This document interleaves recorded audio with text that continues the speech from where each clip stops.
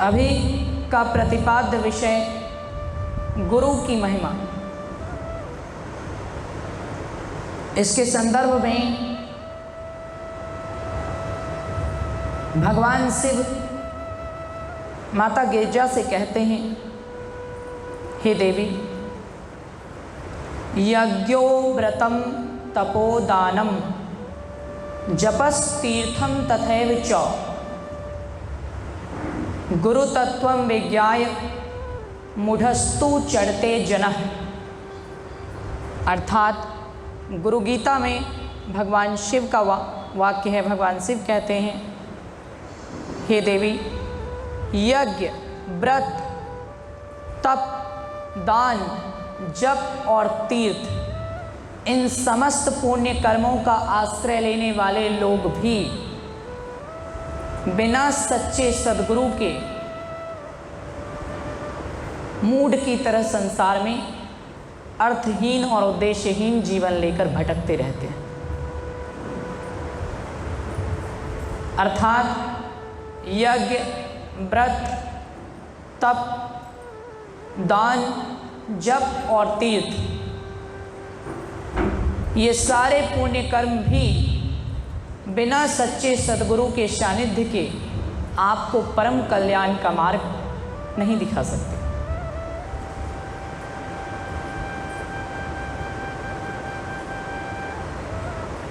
गुरु कौन है, इसके संदर्भ में कहा गया, गुरु नाम है ज्ञान का, शिष्य सीख ले सोए, ज्ञान मर्याद जाने बिना गुरु शिष्य होए न कोई।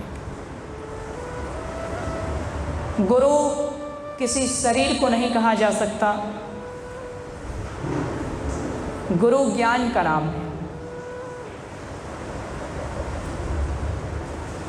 वो ज्ञान चाहे जहाँ भी है, उस ज्ञान को जो ग्रहण कर लेता है, जो उस ज्ञान को निचोड़ लेता है, जो उस ज्ञान को प्राप्त कर लेता है, जो उस ज्ञान को पा लेता है,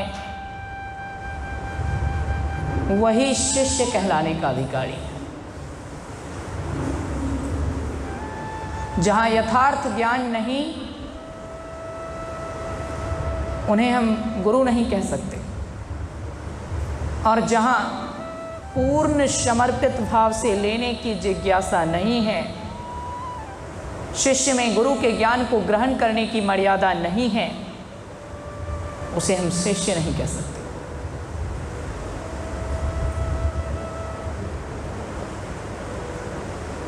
इसलिए जीवन में सच्चे सद्गुरु का होना अत्यावश्यक होता है।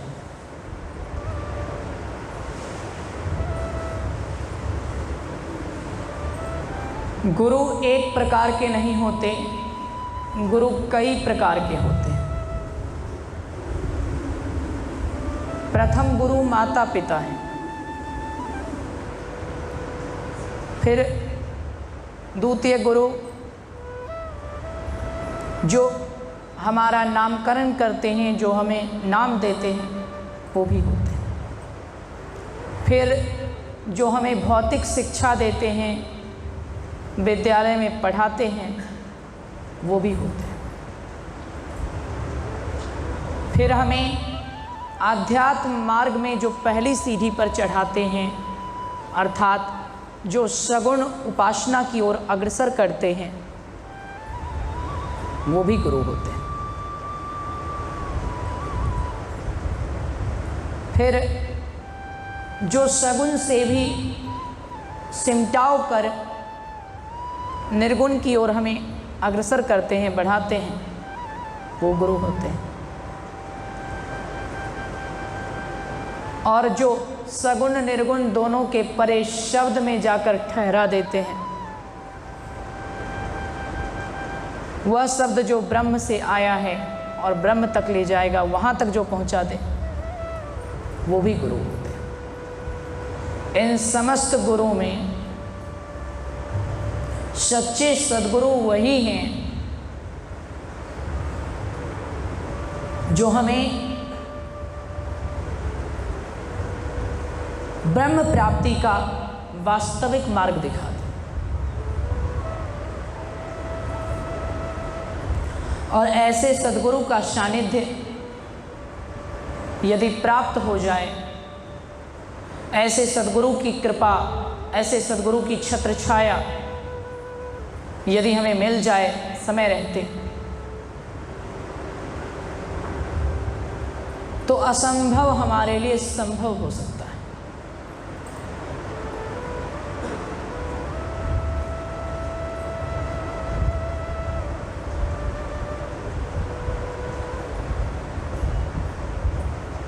यदि सच्चे संत का दर्शन हो जाए तो संसार में इससे बड़े सौभाग्य की बात कोई और नहीं हो सकती। याद रखिए, कोई बहुत बड़े नेता आ जाएं,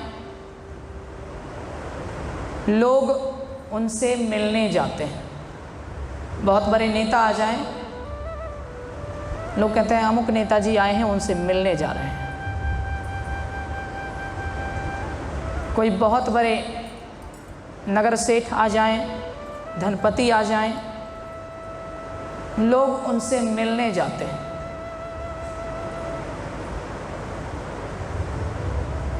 सिनेमा जगत में नाच कर, उछल कूद करके मनोरंजन करने वाला, जिसे आजकल के लोग हीरो कहते हैं, वो आ जाए, भले ही बड़ी भीड़ लग जाए, लेकिन लोग वहाँ मिलने जाते हैं। केवल संत ही ऐसे होते हैं जहाँ लोग मिलने नहीं जाते, जहाँ लोग दर्शन करने जाते हैं। बड़ा अंतर है। नेता के पास मिलने जाते हैं, व्यापारी के पास मिलने जाते हैं, सेठ या राजा के पास मिलने जाते हैं, हीरो के पास मिलने जाते हैं, लेकिन संत के पास कोई मिलने नहीं जाता, लोग दर्शन करने जाते हैं। जाने की विद्या होती है। कैसे जाना चाहिए? धर्म ग्रंथों में आया है, संत का दर्शन करने किस प्रकार जाना चाहिए। संत दर्श को जाइए, तजे ममता अभिमान। दो अवगुणों को, दो दुर्गुणों को दूर ही छोड़ दीजिए। संत मिलन को जाइए, तज ममता अभिमान। एक आसक्ति को छोड़ दीजिए, ममता मोह को छोड़ दीजिए, और दूसरा अहंकार को छोड़ दीजिए। संत मिलन को जाइए, तजी ममता अभिमान। ज्यों ज्यों पग आगे बढ़े, कोटि यज्ञ समान। इस प्रकार अपने आप को खाली करके जो संतों से मिलने जाता है, जितने जितने कदम आगे बढ़ते हैं, कोटि यज्ञ के समान पुण्य मिलता है।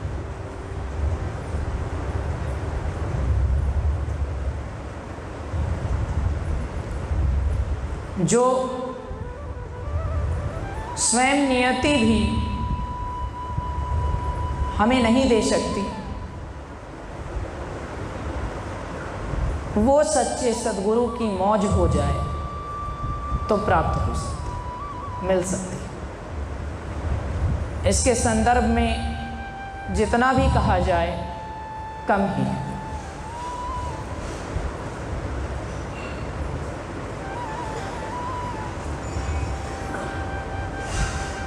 कई लोग सोचते हैं कि गुरु की महत्वता केवल संत मत में है, किसी और मत में नहीं है। परंतु ऐसा नहीं है। गुरु की महत्वता हर मत और हर संप्रदाय में, हर धर्म में, हर जगह है। गोस्वामी तुलसीदास जी महाराज श्री रामचरितमानस लिख रहे हैं, भगवान श्री राम की लीलाओं का वर्णन लिख रहे थे, और लिखते हैं क्या? बंदों गुरुपद कंज, कृपा सिंधु नर रूप हरि। श्री राम की जीवन लीला लिखने से पहले सबसे पहले उन्होंने गुरु की वंदना की। उन्होंने ये नहीं लिखा बंदो राम पदकंज, नहीं, सबसे पहले उन्होंने लिखा बंदो गुरुपद कंज, कृपा सिंधु नर रूप हरि, महामोहतम पुंज, जासु वचन रविकर्णिकर। सबसे पहले गुरु की वंदना की। श्री गुरु महाराज के चरण कमल की मैं वंदना करता हूँ, जिनके वचन महामोह रूपी अंधकार को दूर करने के लिए सूर्य की किरणों का कार्य करते हैं, जो कृपा के समुद्र और नर रूप में ईश्वर।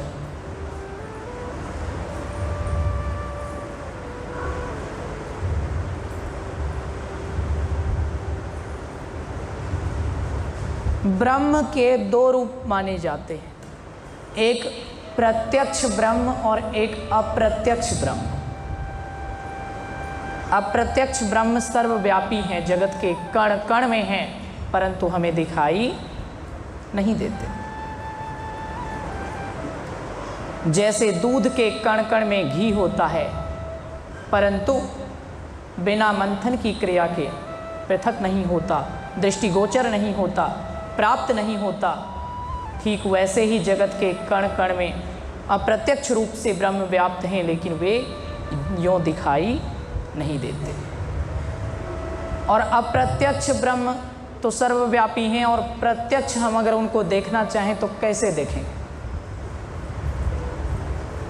संतों की वाणी में आया, परम पुरुष की आरसी संतन ही की देह, लखा जो चाहे अलख को इन्हीं में लगी है। परम पुरुष परमात्मा जो अप्रत्यक्ष रूप से जगत के कण कण में, जगत के अणु अणु में, प्रत्येक व्यक्ति में, प्रत्येक वस्तु में, प्रत्येक पदार्थ में सर्वव्याप्त हैं, उनको अगर देखना चाहते हैं, उनको प्रत्यक्ष करना चाहते हैं, तो ब्रह्म अप्रत्यक्ष रूप से सर्वत्र हैं, किंतु संत के रूप में यदि आपने सच्चे संत का दर्शन कर लिया तो समझ लीजिए प्रत्यक्ष ब्रह्म का दर्शन कर लिया। संत में ब्रह्म की सत्ता को प्रत्यक्ष माना गया है। संत में ब्रह्म के स्वरूप को प्रत्यक्ष माना गया है। किसी वास्तविक संत का दर्शन हो जाए, पूर्ण संत का दर्शन हो जाए, सच्चे सद्गुरु का दर्शन हो जाए, तो फिर और किसी का दर्शन करने की कोई आवश्यकता नहीं। देवी देव समस्त पूरन ब्रह्म परम प्रभु, गुरु में करे निवास। गुरु में निवास होता है देवी देवताओं का, स्वयं परमात्मा का।